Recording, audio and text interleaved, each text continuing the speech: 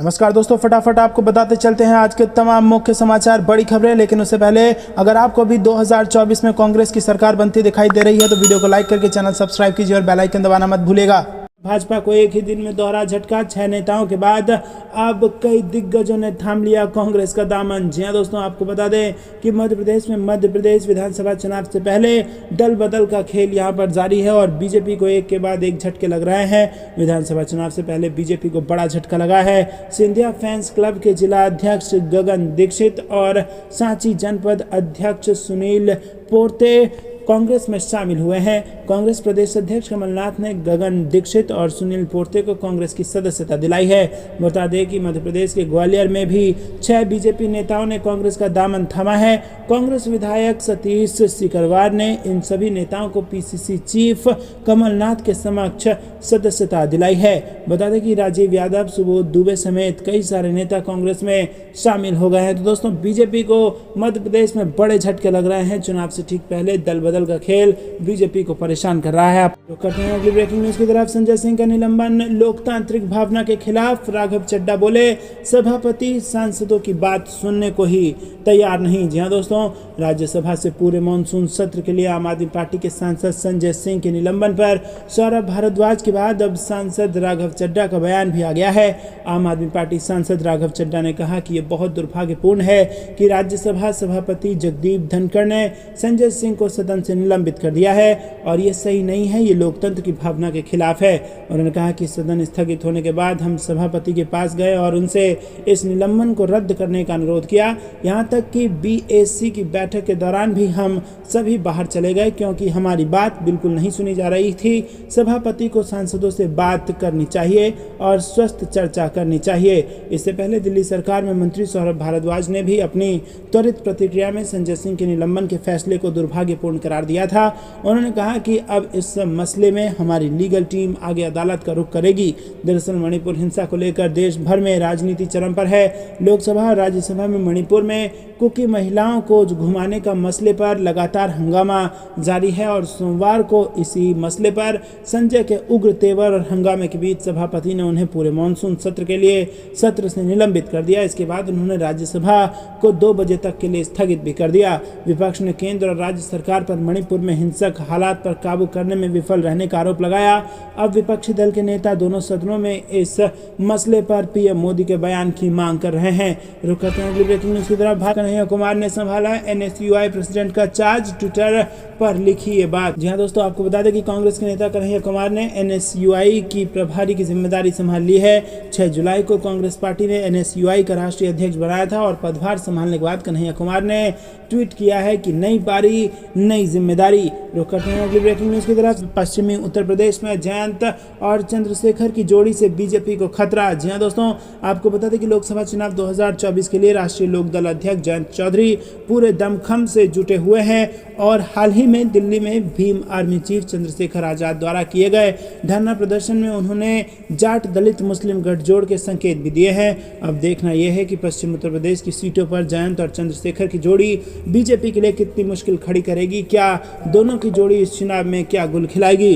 दोस्तों, Bhim army chief Chandrashekhar पर देवबंद में हुए हमले के विरोध में दिल्ली के जंतर मंतर पर आरएलडी अध्यक्ष जयंत चौधरी समेत कई दिग्गज नेता जुटे थे। इस दौरान जयंत चौधरी ने कहा था कि चंद्रशेखर जल्द ही संसद के अंदर नजर आएंगे और उनके इस बयान से सत्ताधारी पार्टी बीजेपी की नजर फिर से पश्चिमी उत्तर प्रदेश पर टिक गई है, क्योंकि जहां जयंत का जाटलैंड में खासा प्रभाव माना जाता है तो वहीं दलितों में भी चंद्रशेखर की अच्छी पकड़ बनी हुई है। अब लोकसभा चुनाव में केंद्रीय मंत्री संजीव बलियान और बीजेपी के प्रदेश उपाध्यक्ष मोहित बेनीवाल की साख दांव पर है, क्योंकि ये नेता मुजफ्फरनगर और शामली से आते हैं और इन सीटों पर इस बार जाट दलित मुस्लिम गठजोड़ के संकेत सपा गठबंधन की तरफ संकेत दे रहा है। रुक करते हैं अगली ब्रेकिंग न्यूज की तरफ। के शिव कुमार का बीजेपी और जेडीएस पर बड़ा आरोप, सरकार गिराना चाहते हैं। जी हां दोस्तों, आपको बता दें कि कर्नाटक में बीजेपी और जेडीएस की नजदीकी बढ़ने की अटकलों के बाद सियासत तेज हो गई है। अब कर्नाटक के deputy CM DK Shivakumar ने विपक्षी दलों पर कांग्रेस सरकार को गिराने की प्लानिंग करने का आरोप लगाया है। शिव कुमार ने सोमवार को न्यूज एजेंसी से कहा कि बीजेपी और जेडीएस नेता समझौता करने की कोशिश कर रहे हैं। उनकी बेंगलुरु या नई दिल्ली में बैठक नहीं हो सकी, अब उन्होंने सिंगापुर के लिए टिकट बुक कर लिया है। उन्होंने कहा कि हमारे दुश्मन दोस्त बन गए हैं। मेरे पास ऐसे लोगों के बारे में जानकारी है जो कर्नाटक में कांग्रेस सरकार को अस्थिर करने की योजना बनाने के लिए चले गए हैं। डिप्टी सीएम ने कहा कि कर्नाटक में कांग्रेस सरकार के खिलाफ सिंगापुर में एक मास्टर रणनीति चल रही है। डीके शिव कुमार ने ये टिप्पणी तब की जब उनसे पूर्व सीएम एचडी शिव कुमार की हालिया सिंगापुर यात्रा के बारे में पूछा गया। डीके शिव कुमार ने कहा कि मुझे उनकी सिंगापुर यात्रा के बारे में जानकारी है। यहाँ बेंगलुरु में एक गेम प्लान पूरा करने के बजाय वो एक रणनीति पर काम करने के लिए सिंगापुर गए। हम सब कुछ जानते हैं। दोस्तों, आपको बता दें कि इससे पहले शुक्रवार को पूर्व मुख्यमंत्री बसवराज बोम्मई और एचडी कुमार स्वामी ने बेंगलुरु में एक संयुक्त प्रेस कॉन्फ्रेंस में घोषणा की थी कि वो विभिन्न मुद्दों पर राज्य में कांग्रेस के नेतृत्व वाली सरकार के खिलाफ मिलकर काम करेंगे।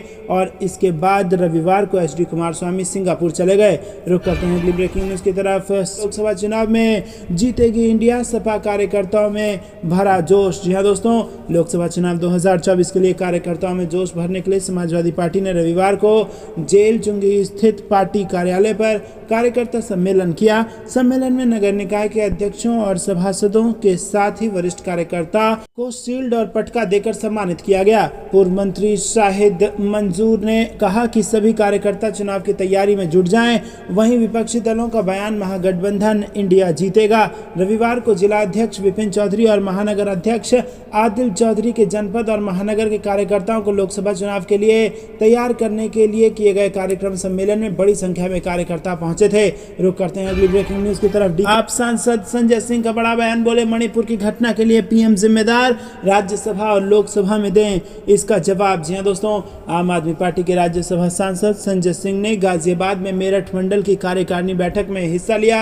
आप सांसद संजय सिंह ने मणिपुर की घटना के लिए प्रधानमंत्री मोदी और गृहमंत्री अमित शाह को जिम्मेदार बताया और कहा कि 90 दिनों तक आपने इस जगह का भ्रमण नहीं किया, देश के कोने कोने में नहीं घूमे, लेकिन विदेश में जाएंगे तो इसका जिम्मेदार प्रधानमंत्री है। इसी के साथ आपको बता दें कि 2 महिलाओं को जो परेड कराई गई उसकी जो वीडियो वायरल हुई, ये घटना तालिबान में हो तो हम मान सकते हैं, लेकिन हिंदुस्तान में हुई है जो बेहद शर्मनाक है। मणिपुर की घटना में मुख्यमंत्री को तत्काल इस्तीफा दे देना चाहिए था।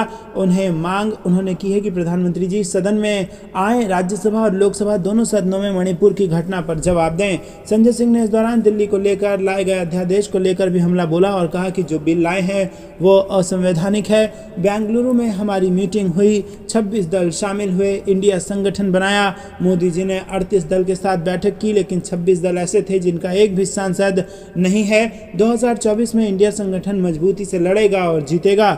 आम आदमी पार्टी भ्रष्टाचार मिटा देगी। रुक करते हैं ब्रेकिंग न्यूज की तरफ। विधानसभा चुनाव से पहले कांग्रेस की स्पेशल 22 टीम का ऐलान, कई मंत्रियों को नहीं मिल पाई जगह। जी हाँ दोस्तों, छत्तीसगढ़ चुनावी मुहाने पर खड़ा है और इसीलिए सभी राजनीतिक पार्टियों की तैयारियां तेज हो गई हैं। कांग्रेस हाईकमान ने प्रदेश चुनाव समिति का गठन किया है और इस समिति का चेयरमैन प्रदेश कांग्रेस के अध्यक्ष दीपक बैज को बनाया गया है। सीएम भूपेश बघेल, टीएस सिंहदेव समेत कई कैबिनेट मंत्रियों के कुल 22 लोगों को इसमें जगह दी गई है और इसके लिए रविवार को कांग्रेस के जनरल सेक्रेटरी केसी वेणुगोपाल ने आदेश जारी कर दिया है।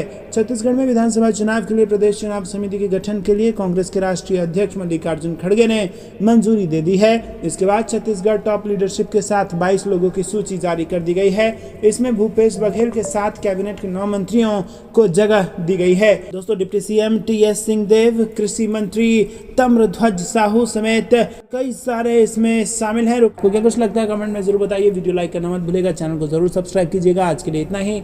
जय हिंद, जय भारत।